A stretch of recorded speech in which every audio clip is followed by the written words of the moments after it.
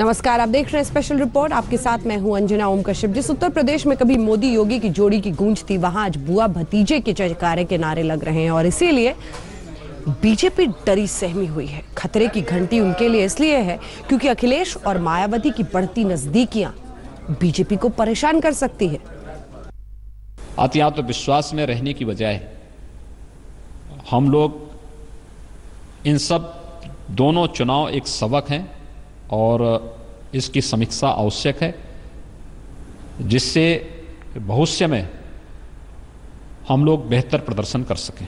घमंड और न जाने कैसी भाषा का इस्तेमाल होता था। कम से कम जनता ने जो निर्णय लिया है, रास्ता सुधर जाएगा और भाषा कम से कम बदल जाएगी।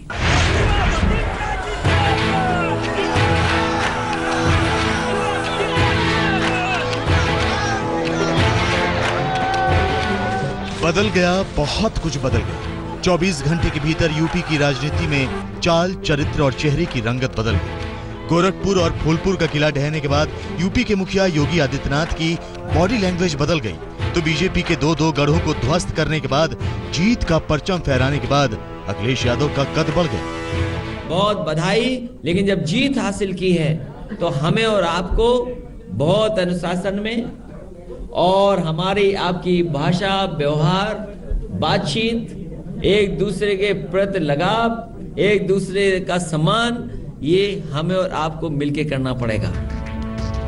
अखिलेश यादव अपने दोनों नए नवेले सांसदों के साथ मीडिया के सामने आए थे। अखिलेश ने इस जीत को गरीबों और शोषकों की जीत बताया। ये देश के तमाम लोग जो गरीब हैं, किसान हैं, मजदूर हैं, नौजवान हैं, महिलाएं हैं, दलित, पिछड़े, माइनॉरिटीज, उनकी जीत है और बड़ी जीत है। अखिलेश यादव ने अपने दोनों नए सांसदों की जिम्मेदारी तय की तो बातों बातों में गोरखपुर में योगी का किला ध्वस्त होने की वजह भी गिना दी। जो बच्चे खोए गोरखपुर ने और आसपास के जिलों ने, जो माओं का दुख है, किसानों का दुख है। किसान जो इंतजार करता रहा कि हमारा कर्ज माफ होगा, लेकिन कर्ज माफ नहीं हुआ। मां ने अपने बच्चे खो दिए क्योंकि ऑक्सीजन नहीं मिली उन्हें, और उसमें भी राजनीति की। समाजवादियों ने तो हॉस्पिटल बनाना शुरू कर दिया था। हमारे गांव घर की बात तो कहते हैं कि वहां पर वीआईपी जिले हैं, लेकिन सोचो, ऐसी सरकार जिन्होंने अपने ही अस्पताल को पैसा नहीं दिया। अखिलेश यादव गोरखपुर और फूलपुर की जीत से खुश तो बहुत थे, लेकिन ईवीएम को लेकर उनके मन का खटका दूर नहीं हुआ। साफ कहा कि ईवीएम की जगह अगर बैलेट से चुनाव होता तो तस्वीर कुछ और ही होती। ईवीएम अगर सही होती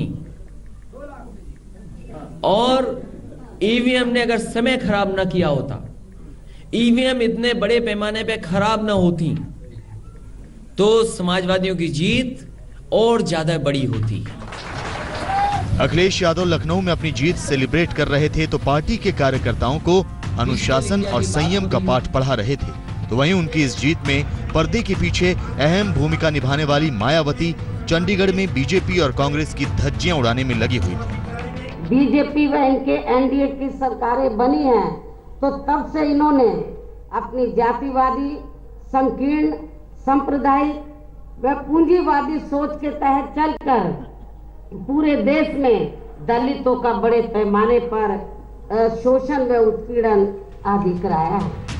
पिछले लोकसभा चुनाव में मायावती की पार्टी का खाता तक नहीं खुल पाया था, जबकि समाजवादी पार्टी सत्ता में होने के बावजूद 5 सीटों पर सिमट गई थी। अब गोरखपुर और फूलपुर का उपचुनाव मायावती और अखिलेश यादव के लिए उम्मीदों का ऑक्सीजन लेकर आया है। ये नतीजे बताते हैं कि 2019 में अगर यही समीकरण बना रहा तो यूपी के बाकी सारे समीकरण बदल जाएंगे। लखनऊ से कुमार अभिषेक के साथ मंजीत सहगल, चंडीगढ़, आज तक।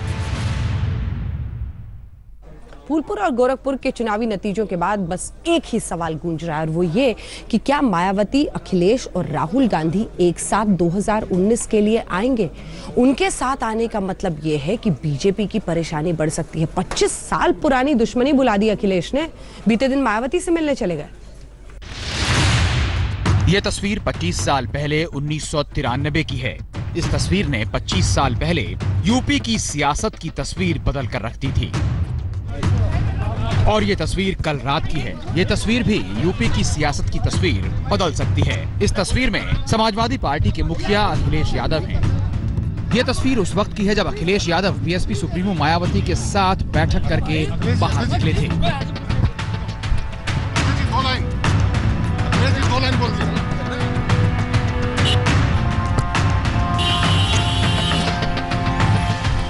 कल उपचुनावों के नतीजे आने के तुरंत बाद अखिलेश ने नेता विपक्ष राम गोविंद चौधरी को मायावती के पास भेजा था।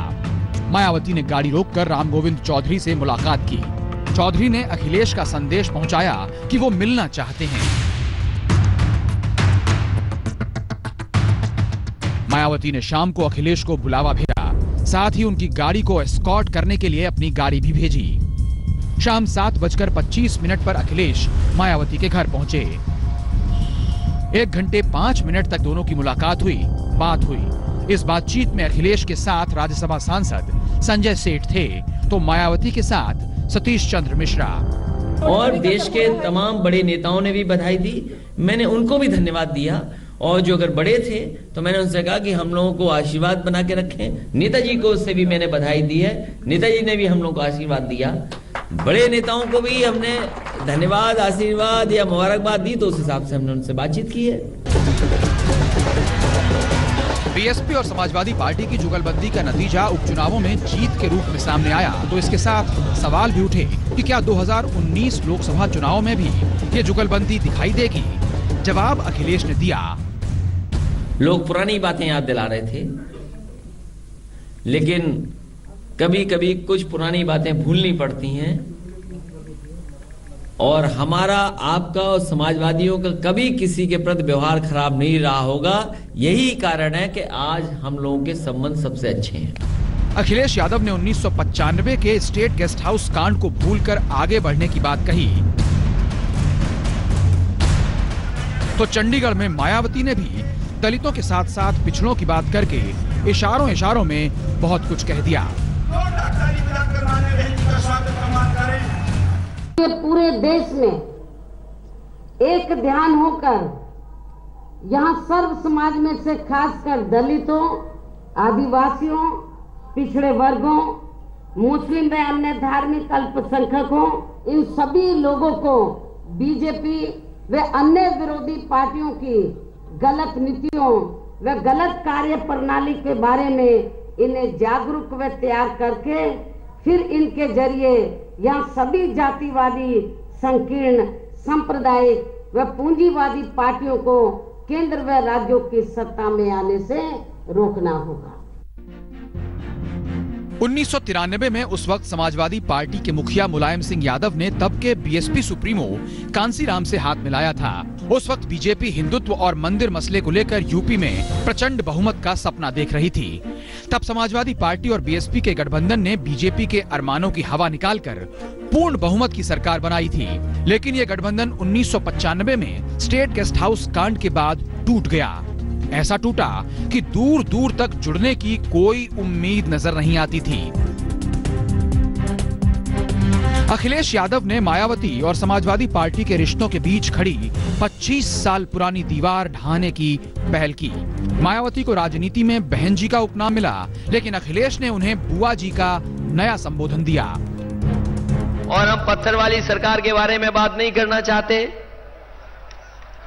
क्योंकि वो हमारी बुआ हैं, लेकिन बुआ से भी सावधान रहना। बुआ से इसलिए सावधान रहना, इन्होंने 2-3 बार रक्षाबंधन मनाया है, और पता नहीं कौन सा रक्षाबंधन फिर मनाने लगे। रिश्तों की बर्फ पिघली।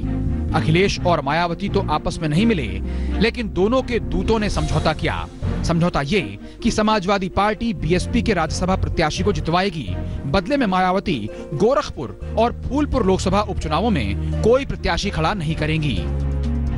हमारी पार्टी के लोगों ने सपा के लोगों के साथ बातचीत करके ये डिसीजन लिया है कि हमारी पार्टी का जो कार्यकर्ता है वो राज्यसभा में जाएगा, और जो हमारे वोट होंगे तो वो समाजवादी पार्टी के कैंडिडेट को जाएंगे, हमारा राज्यसभा में जाएगा, और उनका दूसरा जो कैंडिडेट होगा हम उनका एमएलसी बना देंगे, वो अपना वोट हमें ट्रांसफर करके हमारे राज्यसभा वाले कैंडिडेट को दे देंगे। मायावती और अखिलेश की इन नजदीकियों का एक तीसरा कोण कांग्रेस की तरफ भी जाता है। सवाल ये है कि क्या बुआ भतीजे के इस समीकरण में कांग्रेस के लिए भी जगह होगी? अखिलेश यादव ने यूपी विधानसभा चुनावों में कांग्रेस से गठबंधन किया था, हालांकि उन्हें इसमें कामयाबी नहीं मिली। अखिलेश और राहुल गांधी के रिश्ते अभी भी बढ़िया हैं, लेकिन मायावती कांग्रेस से बिदकी हुई हैं। मैं आपसे ये कहना चाहता हूं, कांग्रेस से जैसे हमारे संबंध हैं अच्छे, वो बने रहेंगे। और क्योंकि नौजवान वो भी हैं, हम भी हैं, तो हम लोगों को बहुत मिलकर के देश के तमाम समस्याओं का रास्ता निकालना है। लेकिन कांग्रेस पार्टी ने बाबा साहब डॉक्टर अंबेडकर को भारत रत्न की उपाधि से सम्मानित नहीं किया। तो पहली शर्त यह है कि आप बाबा साहब डॉक्टर अंबेडकर को भारत रत्न की उपाधि से सम्मानित करें।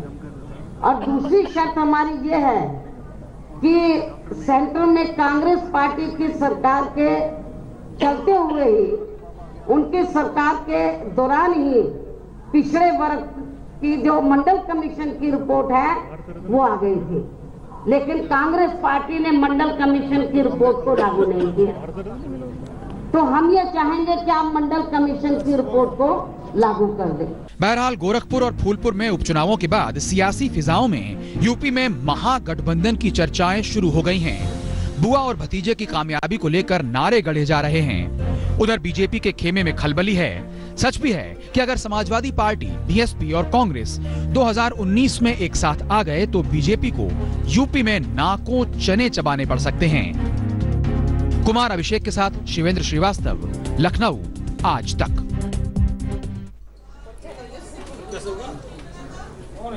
तो बढ़ती नजदीकियां समाजवादी पार्टी यानी अखिलेश यादव और दूसरी तरफ मायावती की परेशानियों का सबब। लेकिन समझना तो ये है कि क्या ये गठबंधन 2019 में कायम होगा, और अगर होता है तो क्या असर डाल सकता है, ये बताने के लिए आइए आपको जरा लिए चलते हैं 2014 में। 2014 में जबकि जबरदस्त मोदी लहर थी, तब हमने जो वोटिंग पैटर्न देखा उसके मुताबिक हम आपको बता रहे हैं कि उस वक्त अगर एसपी बीएसपी का गठबंधन जब नहीं था, असल नतीजे क्या थे? 73 सीटें बीजेपी के पास थी और समाजवादी पार्टी को मिली थी 5 सीटें और 2 कांग्रेस में। लेकिन अगर 2014 में जब चरम पर थी मोदी लहर, उस वक्त भी अगर एसपी बीएसपी का गठबंधन होता तो आपको पता है बीजेपी का क्या हश्र होता? वो 73 से पहुंच जाते 37 पर, 73 से 37 पलट जाता। यहां पर एसपी बीएसपी जो कि 5 सीटों पर थे वो पहुंच जाते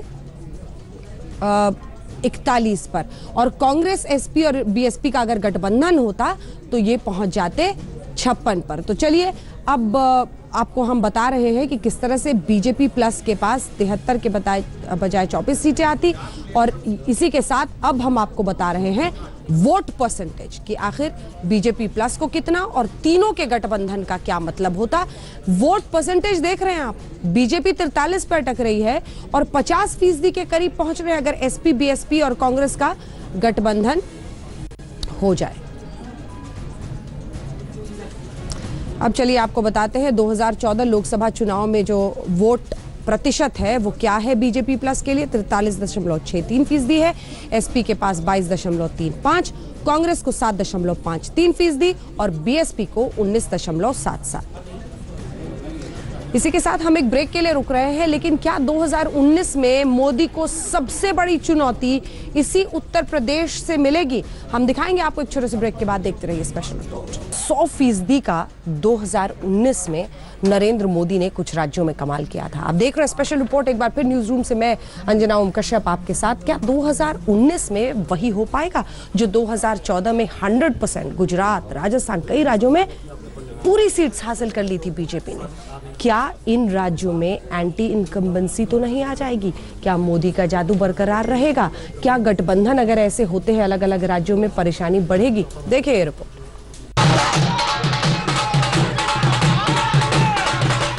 जनता का फैसला है, उसको समझने में कहीं ना कहीं कमी रही और वह अति आत्मविश्वास उसका एक कारण है। उत्तर प्रदेश के लोकसभा के चुनाव से राजनीतिक संदेश हमेशा निकलते हैं और विकास के नाम पर चाहे वो दिल्ली का बजट हो और उत्तर प्रदेश का बजट हो, जनता को पूरी तरह निराश किया।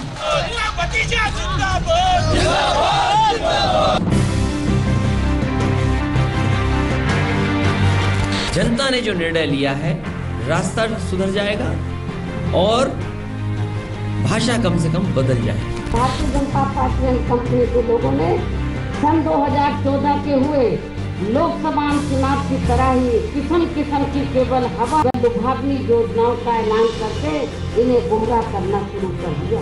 Well, let us not speculate things, but definitely I'm of the opinion that 2019 the regional parties would play a very, very important role in the government formation. इससे लग रहा है कि उल्टा गिनती शुरू हो गई है बीजेपी के खिलाफ। अब ये कहने वाले लोग कहते हैं, लेकिन हम तो अपना उत्तर प्रदेश तक सीमित हैं। ये एक शुरुआत हुई, एक अच्छा प्रयोग हुआ है, पार्टियों ने साथ मिलकर काम किया और एक रास्ता दिखाया। पब्लिक चाहती थी कि रास्ता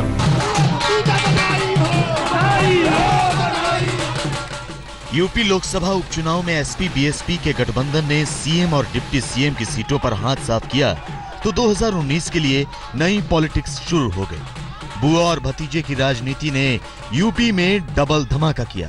पहला तो योगी आदित्यनाथ के गढ़ में, दूसरा केशव प्रसाद मौर्य की फूलपुर लोकसभा सीट पर। अखिलेश और मायावती के इस गठबंधन ने देश में मोदी लहर के खिलाफ राजनीतिक दलों में नई उम्मीद जगा दी है और देश की पूरी राजनीति मोदी को हराने के लिए गठबंधन के विकल्पों पर फोकस कर रही है। ऐसे में चुनौती बीजेपी और मोदी के लिए भी बड़ी है। 2019 का मास्टर प्लान बनाने से पहले हर पार्टी 2014 के नतीजों पर माथा कपा रही है, क्योंकि 2014 में बीजेपी ने सिर्फ और सिर्फ मोदी के दम पर जादुई आंकड़े को पार कर लिया था। हिंदुस्तान की राजनीति में कुछ चुनाव ऐसे हैं जिसकी इतिहास में लंबे अरसे तक चर्चा होती रहती है। वो चुनाव अपने आप में भारत के लोकतंत्र के एक विशेष पहलू को उजागर करते हैं।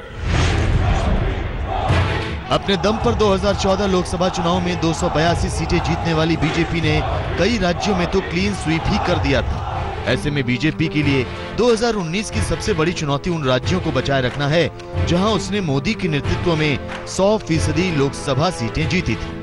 हम आपको बता दें कि 2014 लोकसभा चुनाव में गुजरात में 26 में से 26 सीटें बीजेपी ने जीती, राजस्थान में 25 में से 25 सीटें बीजेपी ने जीती, दिल्ली में 7 में से 7 सीटें बीजेपी ने जीती, उत्तराखंड में 5 में से 5 सीटें बीजेपी ने जीती, हिमाचल प्रदेश में 4 में से 4 सीटें और गोवा में 2 की 2 लोकसभा सीटों पर बीजेपी ने कब्जा जमाया।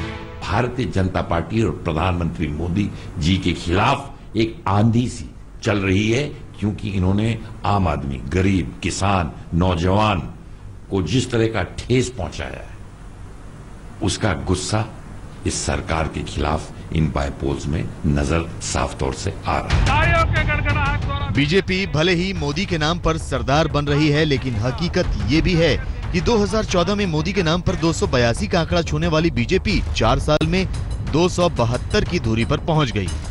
हालांकि बीजेपी को बहुमत की चिंता नहीं है, लेकिन चिंता साख और सबसे ज्यादा 2019 का किला फतेह करने को लेकर है। बीजेपी के लिए 2019 में चुनौती उन राज्यों में भी है जहां उसने बीजेपी और उसके अलायंस यानी एनडीए ने सबसे ज्यादा सीटें जीती। आंकड़ों पर गौर करें तो 2014 लोकसभा चुनाव में बिहार में बीजेपी गठबंधन ने 40 में से 31 सीटें जीती थी, तो यूपी में बीजेपी ने अपना दल के साथ गठबंधन करके 80 में से 73 सीटें जीती, जिसमें 71 सीटें बीजेपी ने अकेले जीती। छत्तीसगढ़ में बीजेपी ने 11 में से 10 सीटें जीती, तो मध्य प्रदेश में 29 में से 27 सीटों पर जीत हासिल की, जबकि महाराष्ट्र में शिवसेना के साथ मिलकर बीजेपी ने 48 में से 41 सीटों पर कब्जा जमाया। और अब यूपी और बिहार में मायावती, अखिलेश और तेजस्वी यादव मोदी के खिलाफ सुर में सुर मिला रहे हैं, तो कांग्रेस भी इनके साथ मोदी की मुखालफत में पूरी ताकत के साथ खड़ी है। बीजेपी के लिए एक चिंता की बात यह भी है कि 2014 में मोदी के अपने सहयोगी भी अब उनकी राजनीति से मुंह फुलाए बैठे हैं। फूलपुर लोकसभा से कमल मुरझा गया, घमंड और न जाने कैसी भाषा का इस्तेमाल होता था। हम लोगों को बहुत मिलकर के देश के तमाम समस्याओं का रास्ता निकालना है। इस चुनाव का चाहे यूपी में हुआ हो या बिहार में, देश भर में एक बड़ा संदेश गया है। और जो लोग जुमलेबाजी की, जिन्होंने चोर दरवाजे से सरकार में आने का काम किया, हम लोग जनता के बीच गए और जनता का मैंडेट सामने है। हम तो चाह रहे कि सब लोग अपने ईगो को छोड़े, देश हित में काम करें। अभी प्रधानमंत्री पद की बात नहीं है। ये बात जब हमने कही थी कि हवा बदल रही है और हवा कम भी हो रही है, तो हमारे ऊपर बीजेपी के हमारे मित्र टूट पड़े थे। तो अब यूपी की जनता ने दिखा दिया है हवा कैसे बदल रही है। बीजेपी को मुसीबत का कुआं और मुश्किलों की खाई तो 2019 में साफ नजर आ रही है, लेकिन मोदी के नाम पर बीजेपी को आज भी संपूर्ण विश्वास है। आज तक ब्यूरो।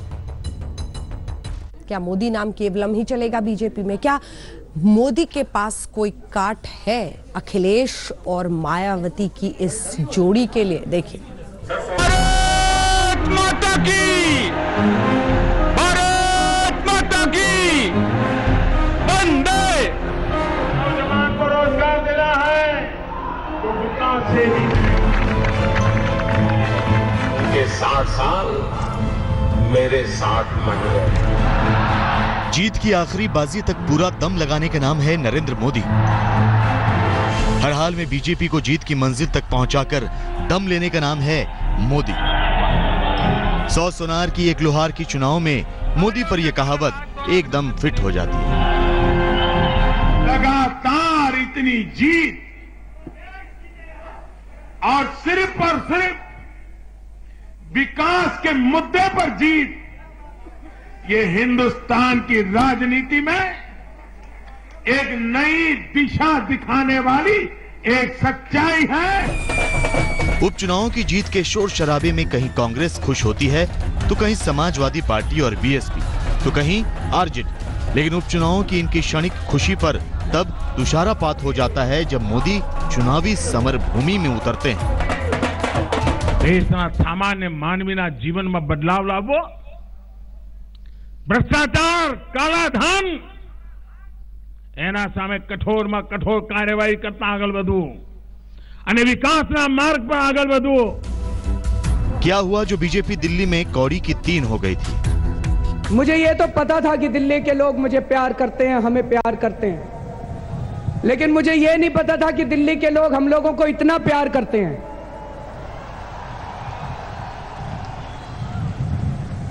70 में से 67 सीटें। क्या हुआ जो बिहार में लालू नीतीश की जोड़ी से मात खा गई बीजेपी? दिल्ली सरकार कान बराबर ठीक रख के सुन लीजिए। दिल्ली सरकार 1.25 लाख करोड़ रुपए का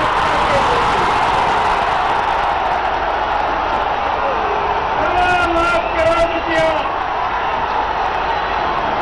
बिहार का भाग्य बदलने के लिए 1.25 लाख करोड़ रुपया मेरे हर हार की राख से जीत का फिनिक्स पैदा करना और नई चुनौतियों के आसमान में उसे उड़ाना मोदी बखूबी जानते हैं। इस कड़ी में कुछ उपचुनावों में भी बीजेपी की हार हुई, लेकिन उस हार से आगे राज्यों की जीत तक पहुंच जाते हैं मोदी।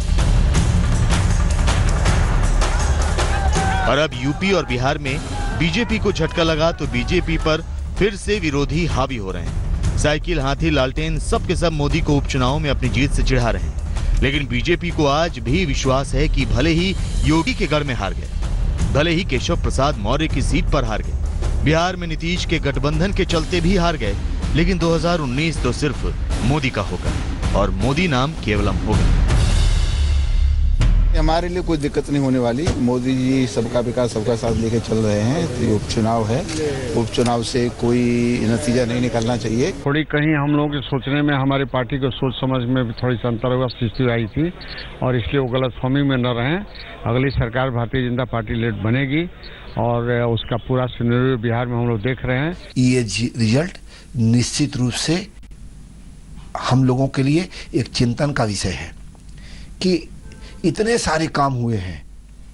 आप जाकर उत्तर प्रदेश में देखिए, आज उत्तर प्रदेश में चारों तरफ सड़कें बन रही हैं। इसीलिए विपक्ष गोरखपुर, फूलपुर और अररिया उपचुनाव में मिली जीत पर खुश हो सकता है। लेकिन मोदी को पता है कि 2019 का लक्ष्य उनके लिए क्यों असंभव नहीं हो सकता। आज तक ब्यूरो। अभी तो मायावती और अखिलेश है, और किस किस की बारी है? जी हां, 2019 की बिसात पर कौन कौन बिछाएगा नई सियासत? ब्रेक के बाद देखते रहिए स्पेशल रिपोर्ट। क्या 2019 में मोदी को हराने के लिए नई सियासी बिसात बिछेगी?